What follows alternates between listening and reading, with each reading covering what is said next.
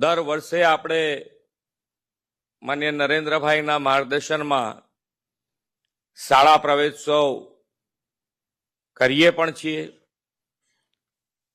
અને બહેનો દીકરીઓ વધુ ભણે એના બાબત પર આપણે ખૂબ ભાર આપી રહ્યા છીએ. ઘણા બધી સમસ્યાઓ દીકરીઓ માટે આપણી પાસે આવી પણ છે અને આપણે એના સોલ્યુશન પણ કરતા ગયા છે.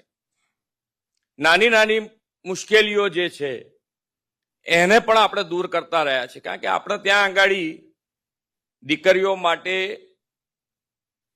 જે આપણે સામાજિક કહીએ તો સામાજિક, કૌટુંબિક કહીએ તો કૌટુંબિક અમુક વિચારો પડેલા છે કે જેને દૂર કરવા માટે આપણે બધાએ સહિયારો પ્રયાસ કરવો પડે અને એ સહિયારો પ્રયાસ આપણે કરી રહ્યા છીએ. એટલે જ આજે જેને કહેવાય કે ભાઈ 8મા પછી નું નામાંકન પણ આપણે હવે સુનિશ્ચિત કરતા આગળ વધવા માંગીએ છીએ.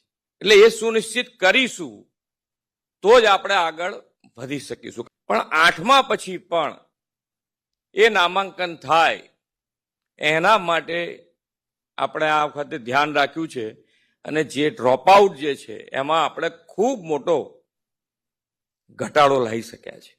અને આપણે આંકડાકીય માહિતી કરતા પણ આપણે હંમેશા ઘણી વખતે આંકડાકીય માહિતી ઉપર ધ્યાન વધારે આપી દેતા હોઈએ છીએ, પણ આંકડાકીય માહિતી આપણી જાણકારી માટે છે. તો આપણે એનાથી આગળ જવા માંગીએ છીએ કે ભાઈ આંકડાકીય માહિતી હજુ ડ્રોપ આઉટ રેશિયો કદાચ 1% વધારે હોય કે ઓછો હોય એનાથી આપણી વાત નથી.